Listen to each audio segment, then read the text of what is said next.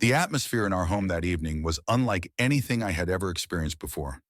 It wasn't just the quiet hum of a typical night, nor was it the peaceful stillness that often settled in after the sun dipped below the horizon. No, this was something else entirely. Something heavier, denser, as though the air itself had thickened, laden with an unspoken tension that I couldn't quite shake. It clung to me, pressing against my chest, filling the room with an uncomfortable weight that made it hard to breathe. The shadows in the house seemed darker, more pronounced, as if the light had retreated, leaving me exposed and vulnerable in its absence. Every corner of the house felt like it held a secret, a truth I wasn't ready to uncover, and the more I tried to ignore it, the more it gnawed at the edges of my mind. This is the story of that moment, the moment when everything shifted, when the lines that had once been so clearly drawn between us began to blur. It's a tale of love, of boundaries, of letting go, and perhaps most importantly, it's about learning that sometimes letting go is the only way to move forward. Before we dive into this deeply personal journey, I want to take a moment to ask where you're tuning in from. Your thoughts and feedback mean the world to me, and if this story resonates with you, don't forget to hit that subscribe button. Your support helps me continue sharing these stories. The house that night was eerily quiet, but it wasn't the kind of quiet that comes from the absence of noise. It was deeper, more unsettling, as if the silence itself had a presence, curling up in the corners of the room and suffocating the space with its stillness. My parents, whose constant chatter and movement usually filled the house with energy, were gone, and their absence only amplified the strangeness of the night. Every creak of the old floorboards beneath my feet seemed louder, more deliberate, as though the house itself was groaning under the weight of some unseen pressure. I sank further into the couch, trying to find comfort in the soft fabric beneath me. A fleece blanket was draped over my legs, and the dim flickering glow from the TV cast elongated shadows on the walls, making the room feel even more surreal. The sound from the television was distant, almost secondary, just noise filling the air without purpose. I wasn't really watching. My eyes kept drifting to the corner of the room, where Rex, my Great Dane, lay stretched out on the rug. "You doing okay, big guy?" I asked, my voice slicing through the heavy silence that hung in the air. Rex didn't respond with words, of course. He never did. But his amber eyes, warm and steady, locked onto mine. There was something in that gaze, something reassuring, like a silent promise that everything would be okay. Over the years, I had come to rely on his presence. Rex had always been the steady the one who never wavered. But tonight, even he seemed restless. The wind outside howled against the windows, rattling the panes with a disconcerting sound. I pulled the blanket tighter around me, a futile attempt to shield myself from the discomfort that seemed to rise with the wind. Glancing at the clock, I noted the time, 10:47 p.m. It was late enough to feel like the world outside had fallen silent, but not late enough to make this kind of quiet feel normal, not for me. And then Rex stood.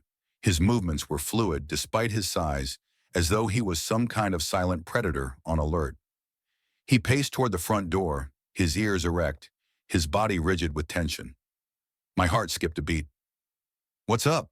I asked, sitting up a little straighter, my voice betraying a touch of uncertainty. Rex didn't answer, of course. Dogs never do. But his behavior spoke louder than any words ever could. Rex had always been the calm one, the kind of dog who didn't bark at every passing car or react to every random sound. So seeing him like this made my stomach tighten. I stood up and followed him, my bare feet cooling on the hardwood floor as I padded across the room. The stillness hung between us like a heavy fog, making every step feel weighted. Rex stopped at the door, staring out with an intensity that sent a chill down my spine. It was as if he was waiting, expecting something or someone on the other side. "It's just the wind," I murmured to myself, reaching out to stroke his fur. It was warm under my fingers, soft and familiar, yet he didn't relax. His body remained tense, every muscle in his frame coiled with a kind of energy I didn't understand.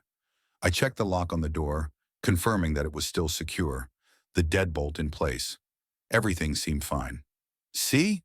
Nothing to worry about," I reassured myself. But Rex didn't budge. His ears twitched, his entire form as still as a statue. Then, just as I was about to turn away, a low growl rumbled from his chest. It was so quiet at first that I almost missed it, but it was there, deep, primal, filled with an unease that I couldn't ignore. "You're scaring me," I admitted, my voice trembling more than I expected. I pulled my hand back from his head after a long moment, unsure of what was happening. For a few seconds, Rex stood there, his gaze fixed on the door. Then he slowly turned away, his eyes meeting mine again. Only this time, there was something in them that I couldn't quite place, an intensity that made my pulse quicken. He walked past me, not to his usual spot on the rug, but to the couch. His movements were slow, almost deliberate. I followed him, my heart racing in my chest, unsure of what was going on. When we reached the couch, Rex didn't lie down like he normally did. Instead, he sat beside me, his massive frame pressing against my legs. I could feel the warmth radiating from his body, but there was a strange heaviness to him now, something that felt different. "Seriously, what's going on with you?" I asked, trying to sound nonchalant, but my voice betrayed me, wobbling slightly. Rex didn't respond, of course, but his presence was different, more intense, almost as if he was holding something back. He didn't look away, his eyes never leaving mine, and in that moment I couldn't shake the feeling that he was trying to tell me something. I tried to distract myself by flipping through the channels on the TV, but it was impossible to ignore him. His gaze stayed fixed on me, unwavering, like he was waiting for something. His head rested on my lap, and his breathing was slow and steady, but there was an undercurrent of tension that I couldn't ignore. Normally, I found his closeness comforting, but tonight it felt different, like we were standing on the edge of something I wasn't quite ready to face. Minutes passed, but the quiet never truly settled. The tension, the strange electricity between us, lingered in the room, hanging heavy. My thoughts raced, my mind refusing to quiet down. It wasn't just the quiet of the house anymore. It was a quiet that seemed to wrap itself around me, making everything feel uncertain. "It's nothing," I told myself, running my fingers absent-mindedly through his fur. "Just a weird night," I muttered under my breath. But deep down, I knew that wasn't true. Something had shifted, something I couldn't quite explain. I wasn't always a dog person. In fact, if you had told my younger self that I'd one day share my life with a 150-pound Great Dane, I would have laughed and rolled my eyes. I used to spend my time obsessing over the latest teen drama or whatever was trending on social media. But at 14, something inside me changed. It all started with a late-night binge of animal documentaries. I watched people and their dogs working together, protecting each other, loving one another. It was a connection that stirred something deep within me. I wanted that bond, the kind that was built on trust and loyalty. So I relentlessly badgered my parents, bringing it up at dinner, in the car, even during family movie nights. "Dogs are a lot of work," my mom would say, her voice tinged with skepticism. "And they're huge," my dad would add. "Some of them grow bigger than you know." I'd roll my eyes, arguing that I was responsible enough, that I could handle it. After months of persuasion, they finally gave in, and that's how Rex came into my life. A floppy-eared Great Dane puppy who at the time seemed more like a baby horse than a dog. The day we brought him home is seared into my memory. I was sitting in the back seat of the car with Rex sprawled across my lap, his oversized paws hanging off the edge. He was all soft fur and warm breath, and I was completely smitten from the very first moment. When we stepped into the house, Rex took over. He was curious about everything, sniffing at the furniture, barking at his reflection in the mirror, tripping over his own feet in excitement. Mom was concerned about his size, even as a puppy, but I loved every inch of him. Training him became my mission. I spent hours teaching him the basics. Sit, stay, come. It wasn't easy. Rex was stubborn, easily distracted, especially when there were treats involved. But he was also eager to please, and with patience he started to catch on. "Good boy, Rex." I'd praise him when he finally sat on command, his tail wagging so hard it thumped against the floor. By the time Rex was fully grown, he was both a gentle giant and my constant companion. We did everything together. He was there when I got my driver's license, when I went off to college, and when I came home after a long day, seeking comfort in his presence. Even when the world around me felt like it was falling apart, I could always count on Rex to be there, steady and unwavering. But tonight, something was different. Sitting beside me now, he was almost like a sentinel, watching, waiting, aware of something I wasn't. His body pressed against mine, his fur soft, yet somehow unnerving. I stroked his back absently, my thoughts scattered, my mind still trying to piece together what was happening. And then, in the silence of the room, Rex's growl came again. But this time, it wasn't just a rumble in his chest. There was something else there, something deeper, more urgent. I swallowed hard, the hairs on the back of my neck standing on end. My eyes darted toward the window, but nothing seemed out of place. The yard beyond was still, the trees barely stirring in the night breeze. Yet I couldn't shake the feeling that something was wrong. "You're scaring me," I whispered again, my voice barely audible, a flicker of panic rising in my chest. Rex looked at me then, his eyes calm and steady. And I swear, for just a second, there was something comforting in that gaze. Something that made me feel like everything would be okay. But that comfort didn't last long. And then, without any warning, it happened. The doorbell rang. The sound of the doorbell cut through the silence like a knife, sharp and unexpected. My heart, already racing, seemed to skip a beat entirely. I froze, my hands still resting on Rex's back, his fur bristling slightly under my touch. The echo of the chime lingered in the air, reverberating through the house, and for a moment I couldn't move. My mind raced, trying to make sense of it. Who could be at the door at this hour? It was nearly 11 p.m., and the world outside felt as still and lifeless as a photograph. No one ever came by this late, not friends, not family, not even the occasional delivery person. The thought of someone standing on the other side of that door sent a shiver down my spine. Rex's reaction was immediate. His head snapped up, his ears pricked forward, and his body tensed even more than before. The low growl that had been rumbling in his chest grew louder, more insistent, and his amber eyes locked onto the door with an intensity that made my stomach churn. He wasn't just alert now, he was on edge, his entire body coiled like a spring ready to snap. I had never seen him like this before, and it terrified me. "Who is it, Rex?" I whispered, my voice barely audible over the sound of my own heartbeat pounding in my ears. He didn't respond, of course, but his gaze never wavered from the door. I could feel the warmth of his body pressed against mine, but it did little to comfort me now. The air in the room felt heavier, thicker, as if the walls themselves were closing in. My mind raced through possibilities, each one more unsettling than the last. Was it a stranger, a neighbor in trouble, or something else entirely? Something I wasn't ready to face? The doorbell rang again, sharper this time, more insistent. The sound seemed to reverberate through the house, echoing in the empty spaces and bouncing off the walls. I flinched, my hand instinctively tightening on Rex's fur. He let out a low warning growl, deep and guttural, a sound that sent a chill down my spine. It wasn't the playful growl he made when we wrestled, or the curious one he let out when he heard a strange noise. This was different. This was a sound of warning, of danger. Okay, I muttered under my breath, trying to steady myself. "It's probably nothing. Just stay here, Rex." I stood up slowly, my legs feeling like they were made of lead. Rex didn't move, his eyes still fixed on the door, his body tense and ready. I took a step toward the door, then another, each one feeling heavier than the last. The hardwood floor was cool beneath my bare feet, and the silence of the house seemed to press in on me from all sides. My mind was a whirlwind of thoughts, each one more frantic than the last. What if it's someone dangerous? What if they're trying to break in?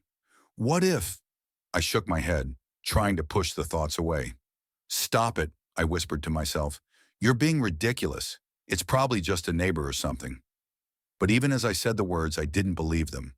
The tension in the air was too palpable, too real, and Rex's reaction only made it worse. He wasn't the kind of dog to overreact. If he was this on edge, there had to be a reason. I reached the door and hesitated, my hand hovering over the doorknob. My heart was pounding so loudly I was sure whoever was on the other side could hear it. I took a deep breath, trying to steady myself, and glanced back at Rex. He was still sitting on the couch, his eyes locked on me, his body rigid with tension. There was something in his gaze, something that felt almost like a warning. Be careful, it seemed to say. I swallowed hard and turned back to the door. The peephole was small, but it offered a glimpse of the outside world, or at least the porch. I leaned in, my eye pressed against the cool glass, and peered through. The porch light was on, casting a soft glow over the wooden planks and the potted plants that lined the steps. But there was no one there. The porch was empty, the swing swaying gently in the breeze, the wind chimes tinkling softly. My breath caught in my throat. That's impossible, I thought. I heard the doorbell. I know I did. I stepped back, my mind racing. Maybe I imagined it. Maybe it was just the wind, or the house settling, or... I stopped myself. No, I definitely heard it. Twice. And Rex heard it too. He was still growling softly, his eyes never leaving the door. I reached out and touched the doorknob, my fingers trembling slightly. The metal was cool under my hand, and I hesitated again. Should I open it? What if someone's hiding, waiting for me to step outside? What if... Before I could finish the thought, Rex was beside me. I hadn't even heard him move, but suddenly he was there, his massive frame pressing against my leg, his warmth a small comfort in the midst of my fear. He looked up at me, his eyes steady, and for a moment I felt a flicker of courage. If Rex was here, I wasn't alone. Whatever was out there, we'd face it together. I turned the doorknob slowly, the click of the latch echoing in the silence. The door creaked as I pulled it open, the sound unnaturally loud in the stillness of the night. The cool night air rushed in, carrying with it the faint scent of rain and earth. I stepped onto the porch, Rex at my side, and looked around.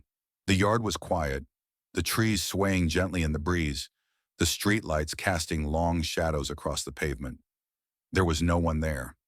"Hello?" I called out, my voice trembling slightly. The word hung in the air, unanswered. The wind picked up, rustling the leaves and making the wind chimes sing again. I shivered, pulling my arms around myself, and glanced down at Rex. He was still tense, his ears pricked forward, his gaze scanning the darkness. "See? Nothing to worry about," I said, trying to sound reassuring, but my voice wavered. Rex didn't relax. If anything, he seemed more on edge than before.